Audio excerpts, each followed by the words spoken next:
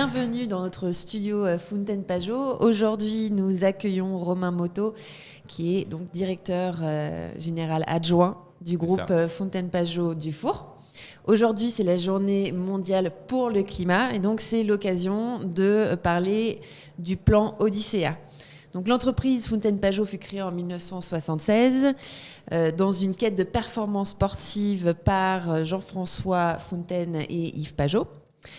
Aujourd'hui, vous avez une position de référence internationale et vous lancez un plan Odyssea 24 dans l'objectif de réduire l'empreinte marine de vos modèles.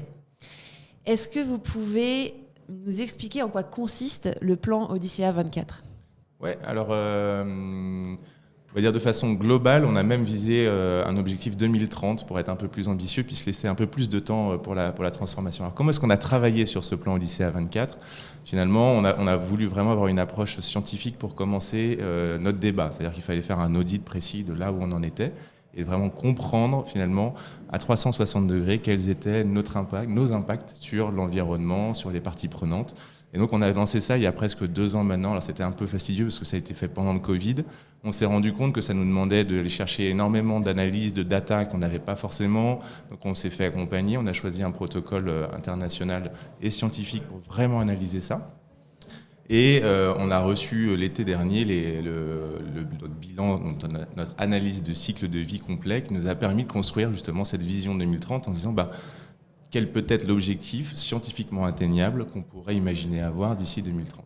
Et donc on a tout reconstruit par rapport à ça. Alors l'élément clé de ça, ce qu'il faut comprendre, c'est que c'est les moteurs thermiques aujourd'hui qui correspondent à peu près 80% des équivalents de gaz à effet de serre que nous émettons, ce qui était un peu contre-intuitif peut-être au début pour nous. On imaginait que notre scope, techniquement, c'est le scope 1 et 2, donc ce qui était vraiment notre périmètre industriel, représentait le gros de nos émissions, mais finalement, voilà. Donc, première action qu'on a mis en place, c'est vraiment de se mettre en route pour créer une plateforme d'innovation qui sera elle-même capable d'aller résoudre ces problèmes d'innovation technologique qui sont devant nous pour limiter au maximum, d'ici 2030, l'utilisation des ressources fossiles, donc le gasoil ou l'essence qu'on aurait besoin dans les bateaux. Donc on met tout un tas de choses aujourd'hui autour d'un écosystème avec des gens qui nous aident à construire des moteurs électriques. On commence à essayer de comprendre comment est-ce qu'on pourrait mettre à bien l'hydrogène aussi comme solution pour les bateaux. On est avec tous nos fournisseurs aujourd'hui super motivés pour développer plus de photovoltaïque, de l'hydrolien et de l'éolien pour en façon de charger les batteries et donc de donner de l'énergie. Donc il y a une super énergie qui se crée autour de ça. Et donc sur le plan 2024 et 2030, on a vraiment une ambition de réduire très fortement notre empreinte par ces moyens-là et même pour viser une neutralité, alors une neutralité nette qui se fera par le biais de compensation. Donc on travaille autour de cette promesse. On va délivrer au cours de l'année 2022 tous les éléments au fur et à mesure qui seront aussi formalisés, contextualisé et on pourra commencer à en parler à l'extérieur. En tout cas, on viendra plus vers le client pour parler de tout ça. Super.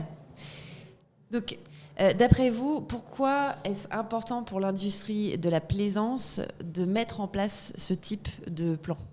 Alors moi, je suis un convaincu. Je pense que c'est aussi un contexte générationnel qu'on est responsable de ce qu'on met sur le marché. Alors, si on est responsable de ce qu'on met sur le marché, ça veut dire qu'il faut qu'on en prenne une partie dans notre bilan. C'est-à-dire que là, nous, on a choisi d'utiliser un protocole qui s'appelle le GHG protocole, qui est un des protocoles les plus utilisés dans le monde, et qui prend le parti de dire, quand vous mettez quelque chose sur le marché en tant qu'industriel, en tant que fabricant, il faut que vous preniez en compte les 20 années d'utilisation et la déconstruction théorique à la fin de cette période-là. Donc, nous, notre engagement, il est de se dire, finalement, on a la chance, de produire des bateaux qui sont amenés à naviguer dans les plus beaux endroits et les plus sauvages aussi endroits du monde. Donc, on a vraiment différents enjeux. On a un enjeu de protéger globalement, l'environnement en émettant le moins de gaz à effet de serre. On a un deuxième enjeu qui est quand j'utilise mon bateau, c'est moins de gaz à effet de serre, mais aussi moins, d'agression, le moins possible de l'écosystème dans lequel on va naviguer. Donc là, il y a à la fois de la technologie, comment est-ce qu'on construit les bateaux, quelle technologie on laisse et on donne à nos utilisateurs pour qu'ils soient eux-mêmes acteurs de ça, et puis un rôle d'éducation pour dire aux gens, globalement, il ne faut peut-être pas mouiller dans ces endroits-là parce qu'il y a des herbes des algues qui sont très rares et qui sont difficiles à protéger, ou alors il faut faire attention quand il y a du corail. Enfin, toutes ces choses-là, il faut qu'on rentre dans ce modèle-là et qu'on soit vraiment force de proposition et qu'on soit, je crois que c'est vraiment la formule qu'on a envie de donner, c'est vraiment leader du changement et pionnier dans l'adoption de ces nouvelles solutions qui pourront nous aider. Donc tout ça, c'est vraiment ce qui porte notre vision 2030 aujourd'hui. Est-ce que vous pourriez nous expliquer quel serait un modèle de bateau type en 2030 avec toutes ces différentes technologies intégrées?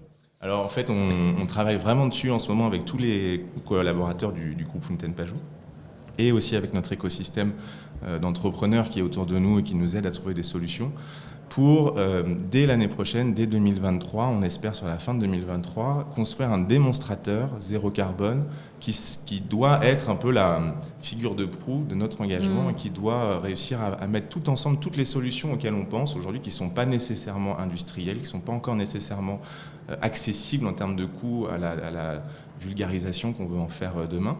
Mais on voudrait tout mettre dans un bateau pour démontrer qu'aujourd'hui existent déjà toutes les solutions qui permettraient de faire une croisière zéro carbone. Alors je dis bien une croisière zéro carbone, parce que c'est important de penser à l'utilisateur et pas nécessairement qu'au bateau. Donc c'est hyper important pour nous. Donc ça, on veut le faire dès l'année prochaine. Et donc c'est quoi? C'est évidemment, on l'a dit, par l'ordre d'importance, c'est des moteurs électriques, c'est des grosses batteries au milieu du bateau qui seront chargées par seulement des énergies renouvelables. En tout cas, c'est comme ça qu'on le voit. Donc peut-être avec des scénarios d'usage un petit peu différents de ce qu'on connaît aujourd'hui, bien sûr. Peut-être un confort, je ne vais pas dire limité, mais un petit peu différent, d'aller chercher un confort dans justement l'autonomie complète du bateau, ce qui est un petit peu différent de ce qu'on peut faire aujourd'hui. Et dans son mode de construction, d'utiliser le plus possible de matériaux qui soient soit recyclés, soit biosourcés, soit recyclables à la fin de la vie du bateau pour minimiser son impact sur toute sa chaîne de valeur et sur tout son cycle de vie. Donc ça, c'est ce qu'on va faire très prochainement. On travaille dessus en ce moment pour bien comprendre comment tous ces éléments vont pouvoir être mis au sein d'un bateau. Et ensuite, notre feuille de route, ça sera de l'industrialiser au fur et à mesure des prochaines années pour livrer ça à nos clients en 2030, ce qui sera vraiment la façon pour nous de contribuer à l'environnement et à ces challenges qu'on a tous les jours aujourd'hui. Si notre audience souhaite suivre votre plan Odyssea 24, qu'est-ce qu'ils doivent faire? Alors ça, c'est le grand sujet qu'on va développer dans les prochaines semaines au moins, et en tout cas les prochains mois sur 2022. On va mettre en place tous les éléments de la communication et pour vraiment faire un vœu de transparence autour de cette transformation, c'est vraiment ce qu'on veut faire. Donc c'est vraiment le sujet des équipes de communication aujourd'hui de l'entreprise, de mettre en place des moyens de bien suivre à la fois notre ambition, donc la trajectoire qu'on veut se donner, le plan climat, et chaque année, on fera une communication autour du bilan de est-ce qu'on a réussi ou pas réussi à faire ça, et donc on aura une transparence sur notre bilan carbone année par année, et est-ce qu'on est pas dans notre feuille de route. On a envie aussi d'être accompagné par des parties prenantes externes qui pourront justement venir aussi regarder qu'on est vraiment sur le bon chemin et qu'on n'est pas en train de se tromper sur nos objectifs. Parfait, merci beaucoup Romain Motto. Merci Amélie. Bon salon. Merci beaucoup. Au revoir. Bonne journée.